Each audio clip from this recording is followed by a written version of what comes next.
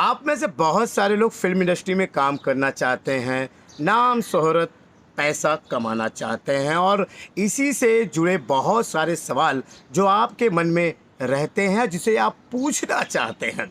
और यही सारे सवाल आप लोग मेरी वीडियो के नीचे कमेंट बॉक्स में अक्सर पूछते रहते हैं कि हमें काम कैसे मिलेगा, कार्ड, ऑडिशन जैसे तमाम बहुत सारे सवाल हैं और उन्हीं का जवाब देने के लिए मैं ये संडे स्पेशल वीडियो बनाता हूं। तो चलिए, आज है संडे और आपके सवाल का जवाब देने का सिलसिला शुरू करते हैं। बहुत सारे लोग बिल्कुल नए हैं, मुझे नहीं जानते हैं, तो नमस्कार दोस्तों, मैं हूं रामा यादव और पिछले 20 सालों से इस मुंबई के फिल्म इंडस्ट्री में कैमरा टेक्नीशियन के रूप में काम कर रहा हूं और वहीं से बहुत सारी जानकारी आप लोगों के लिए लाते रहता हूं कि आपको कैसे मिलेगा काम, फिल्म इंडस्ट्री में कौन कौन सा काम होता है, कार्ड असली नकली, ऑडिशन और यहाँ पर कैसे सस्ते अच्छे मकानों में रह सकते हैं कम किराया देकर। तो चलिए, आप लोगों के बहुत सारे सवाल इस समय आए हैं, उन्हीं का जवाब शुरू करते हैं। तो हमारे एक दर्शक हैं, उनके आईडी का नाम है पीके मस्त। उन्होंने सवाल पूछा है कि मैं मुंबई आ चुका हूं आपकी बात सुनकर। वैसे तो मैं एक सिंगर हूं, लेकिन मैं कुछ पैसे कमाने के लिए कैमरा टेक्नीशियन का काम करना चाहता हूं, तो ये काम मुझे कैसे मिलेगा? तो चलिए, आप में से बहुत सारे लोग इसी तरह का सवाल पूछते हैं, तो मैंने इनका सवाल ले लिया है। अब आप में से बहुत सारे लोग ये अलग अलग डिपार्टमेंट में काम करना चाहते होंगे, जैसे कि कोई सिंगर है, कोई एक्टर बनना चाहता है और वो सोचता है कि हम यहाँ मुंबई पहुँचे तो कुछ पॉकेट खर्च के लिए या यहाँ सर्वाइव करने के लिए कुछ दूसरा काम भी हम फिल्म इंडस्ट्री में ही करेंगे। ये भी आप लोगों के मन में सवाल चलता है। तो पीके मस्त जी, आपको बता दूँ कि आप एक सिंगर हैं, तो सबसे पहले तो आपके अपने राज्य में ही आपको ये जो है चांस जो है वो लेना चाहिए था। अब आप बोलेंगे मुझे अपने राज्य में कैसे मौका मिलेगा? एक सिंगर हैं आप, तो बहुत सारे आजकल जो है लोकल म्यूज़िक कंपनी होती है, वहाँ पे जाना चाहिए और एक बार ट्राई मारना चाहिए आपको कि आपकी आवाज़ लोग सुनना पसंद करते हैं कि नहीं करते हैं। क्योंकि ऐसा आपको लगता है कि आपकी आवाज़ बहुत अच्छी है और इस बेस पे आप मुंबई चले आए। वैसे आपकी आवाज़ बहुत अच्छी है, तो मैंने पिछले अभी इंडियन आइडल 13 का ऑडिशन हुआ था, मैंने लगातार लोगों को इसकी जानकारी दी थी। 2-4 ऑडिशन छूट भी गए थे क्योंकि मैंने लेट न्यूज़ देना शुरू किया था आपको। अब आप वो नहीं कर पाए, ऑडिशन नहीं दे पाए, तो कोई बात नहीं, लेकिन आपके अपने राज्य में आप इसकी शुरुआत करनी चाहिए थी। अब आप मुंबई आ गए हैं, तो उसमें कहा है आपने कि मेरी बात सुनकर। देखिए, मैंने कभी ऐसा नहीं कहा है कि आप इसी तरह चले आइए मुंबई, कोई प्लान मत करिए। मैंने हमेशा ये कहा है कि आप प्लानिंग के तहत पे आइए। यहाँ पर आपको क्या काम करना है जिससे आप पॉकेट खर्चा भी अपना निकाल सकें, क्योंकि ये मुंबई काफ़ी महंगा शहर होता है। यहाँ पर खाने पीने की चीज़ें महंगी है, रहने की चीज़ें महंगी है और पता नहीं इंडस्ट्री में आपको कब काम मिलेगा, तो इसके लिए थोड़ा समय लगता है। तो इसके लिए मैंने हमेशा कहा है कि आप तैयारी करके आइए। तो जितने लोग सुन रहे हैं मेरी बातों को, तो आपको कहूँगा तैयारी करके आए। तैयारी में क्या करें? अरे भाई, आप कुछ जिस काम के लिए आना चाहते हैं, पहले तो वो डिसाइड करिए कि आप करना क्या चाहते हैं। अगर ये काम आप यहाँ करना चाहते हैं, तो सबसे पहले उसके लिए आप अपने राज्य में ही ट्राई करिए। अगर आप अपने राज्य में सफल होते हैं, तो वैसे तो जितने लोग अपने राज्य में सफल हो जाते हैं, तो वो क्या होता है, फिर मुंबई आते नहीं, फिर उनको मुंबई वाले उनको बुला लेते हैं कि आप यहाँ पे आइए। जी हाँ, बिल्कुल सही कह रहा हूँ, क्योंकि अगर अपने राज्य में आप सफल हो जाते हैं, ऐसा सिंगर में, एक्टर में या किसी भी लाइन में, तो मुंबई वाले आपको इन्विटेशन भेजते हैं। क्योंकि मुंबई के जो लोग होते हैं वो ऐसे घोड़े पे पैसा लगाते हैं जो दौड़ रहा हो, रेस में जीतेगा, समझे। यहाँ व्यापारी लोग बैठे रहते हैं। आपको क्या लगता है कि आपके ऊपर अभी यहाँ आप मुंबई आ गए हैं तो आपके ऊपर पैसा लगाएंगे? ऐसा बिल्कुल नहीं, क्योंकि ये व्यापारी लोगों को फ़ायदा चाहिए। तो आपसे कैसे फ़ायदा निकालें? आप अगर सक्सेस थोड़ा बहुत रहेंगे तो आपके ऊपर ये पैसा लगाएंगे। ऐसे जितने भी कलाकार हैं उनके साथ ऐसा ही होता है, वो अपने राज्य में हिट हो जाते हैं तो मूवी वाले उन पे पैसा लगाते हैं। अब आप कैमरा टेक्नीशियन का काम करना चाहते हैं, तो बता दूं आपको कि आप मोतीलाल नगर में चले जाइए। गोरेगांव वेस्ट में मोतीलाल नगर है, वहाँ पर कैमरा टेक्नीशियन का बहुत सारे जो है आपको वहाँ पे काम मिल जाएगा। कैमरा रेंटल हाउस में जाइए, वहाँ पे आपको जॉब मिल जाएगी। उसके लिए आप अपना बायोडाटा लेके जाइएगा, जमा करिएगा। अब ये यकीन से मैं नहीं कह सकता हूँ कि आप कितने दिनों में काम मिलेगा। अगर वहाँ के लड़के लोग, अगर वहाँ पे कोई लड़का नहीं होगा, 10-5 लोगों की एंट्री अगर वहाँ पे है पहले से, और उसके बाद अगर 2-4 लोगों वहाँ पे नहीं आ रहे हैं, कुछ छुट्टी पे चले गए हैं, उनकी वैकेंसी होगी, तो आपको ये काम ज़रूर मिलेगा। ठीक है। ये निहाल वाइस जो है वो पूछ रहे हैं सवाल कि भोजपुरी में काम मुझे करना है, मुंबई में भोजपुरी के स्टूडियो कहाँ है? तो निहाल भाई, इस समय भोजपुरी का क्या हाल है आप खुद देख रहे हैं कि कोई एक राइटर है, अब उसने किस प्रकार का गंदा गाना लिखा है वही जानता है। अब उस पे लोगों ने और मीडिया वालों ने कितना उसको प्रेशर दिया और अभी क्या एक नई कहानी आई है। आपको बता दूं निहाल भाई कि भोजपुरी जो है, मैं मुंबई से देख रहा हूँ, मुंबई से भोजपुरी का हाल बाकायदा देख रहा हूँ। कुछ लोगों को जो अपने भोजपुरी यानी उत्तर प्रदेश में जो रहते हैं भोजपुरी भाषा बोलते हैं, उनको मुंबई का चकाचौंध दिखाई देता है, उनको ग्लैमर दिखाई देता है।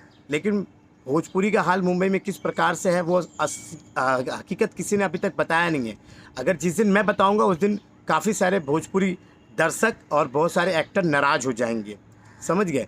और आपको ज़्यादा नहीं बोलता हूँ, बस इतना बता देता हूँ कि मैंने अपने चैनल का नाम भोजपुरी वन से चेंज कर दिया, बदल दिया, क्योंकि हर बार भोजपुरी में कोई ना कोई गंदगी आके कर जाता है और जिससे बदनाम सबको होना पड़ता है, समझ गए।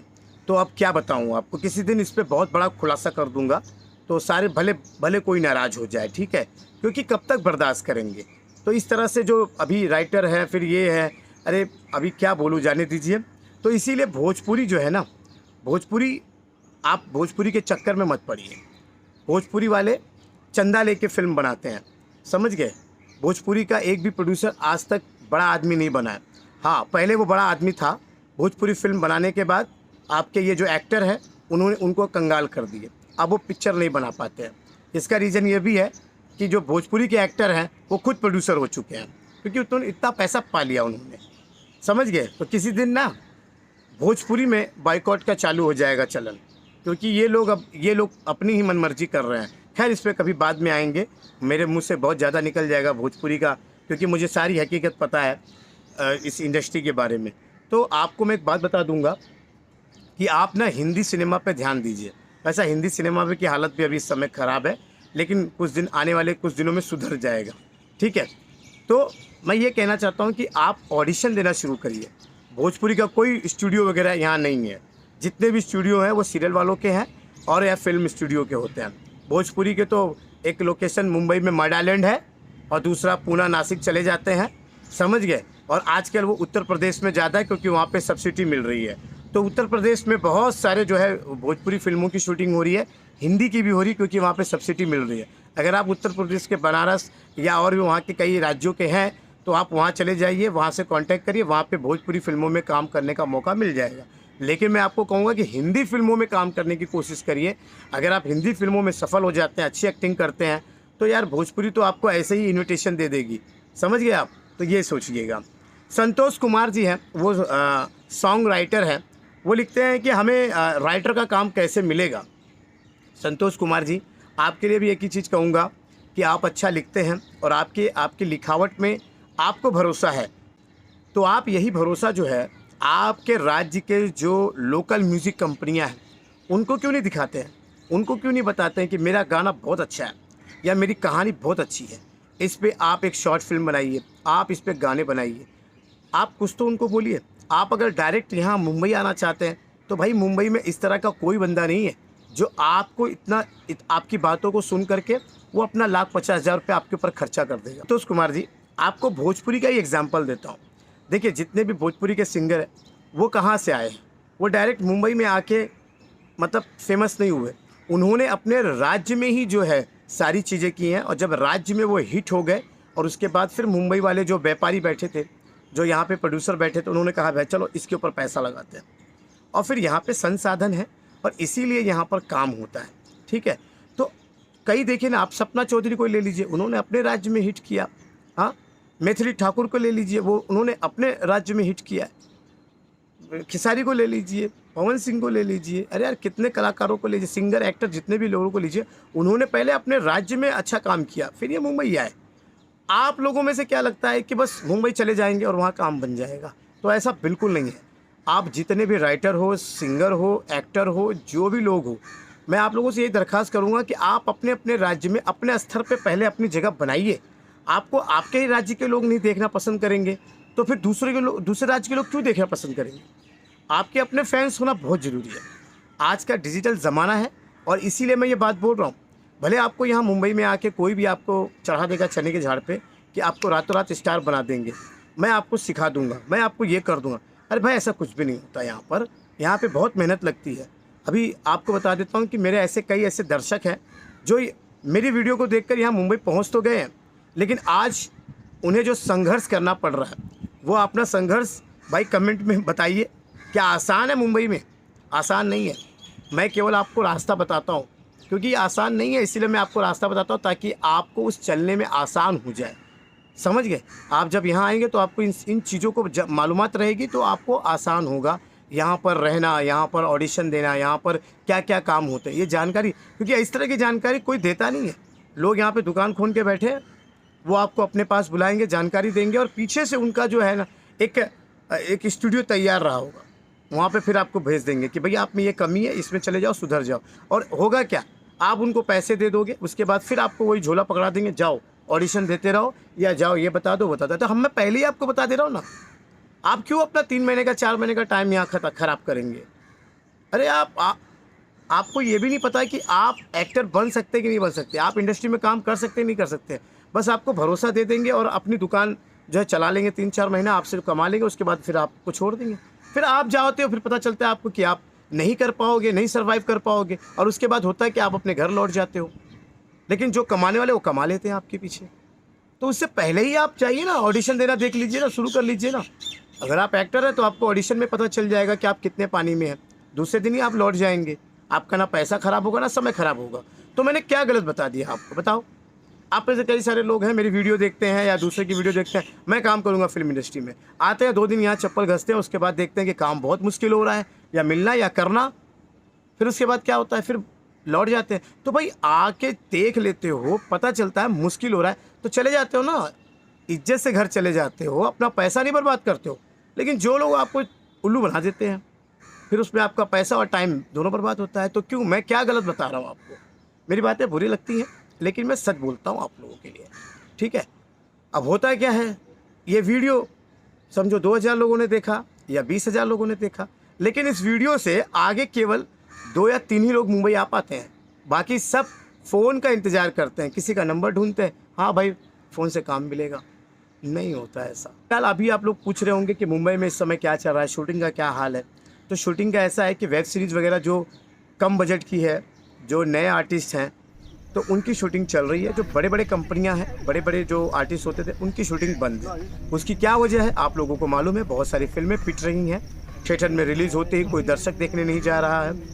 अब आर्टिस्ट का जहाँ जितना बुरा हाल है, उतना टेक्नीशियन का भी बुरा हाल है। लाइटमैन घर पे बैठे हैं, कैमरा अटेंडेंट घर पे बैठे हैं, स्पॉट बॉय घर पे बैठे हैं, क्योंकि फिल्म की शूटिंग अभी नहीं शुरू हुई और ये सीज़न भी नहीं है। उम्मीद है कि दिवाली के बाद सीज़न एक बार फिर से शुरू होगा, फिर से जो है लोग फिल्में देखना पसंद करेंगे, तो प्रोडक्शन वाले अपनी फिल्मों को लेकर आगे बढ़ेंगे। देखिए, आर्टिस्ट की गलती है, उनको पब्लिक सज़ा दे रही है, लेकिन कहीं ना कहीं आर्टिस्ट के चक्कर में हमारे जो मज़दूर वर्कर हैं, जो मज़दूर भाई हैं, जो हम जैसे लोग फिल्म इंडस्ट्री में काम करते हैं टेक्निकल का, उनको बड़ा जो है तकलीफ़, इस फिल्म शूटिंग ज़्यादा ना होने से उनको तकलीफ़ हो रही है। तो हम भी उम्मीद करते हैं कि जनता और ऐसे जो प्रोडक्शन मैनेजर हैं, प्रोड्यूसर हैं, वो दोनों समझेंगे और ये आर्टिस्ट समझेंगे और एक अच्छा रास्ता निकलेगा, और दिवाली के बाद से फिर लोगों को अच्छी फिल्में, अच्छे कलाकार और हम लोगों को अच्छा रोज़गार प्राप्त होगा। मुझे पता है कि आपके बहुत सारे सवालों के जवाब मैं इस वीडियो में नहीं दे पाया हूं, तो इसका मतलब ये नहीं है कि उन सवालों पे वीडियो बनी नहीं है। केवल ये एक वीडियो नहीं है, ऐसे बहुत सारी वीडियो है मेरी और अलग अलग सवालों पे बनी हुई है। तो आप लोग वो जाकर वीडियो देख सकते हैं और आपको एक नई जानकारी फिल्म इंडस्ट्री के बारे में मिल सकती है।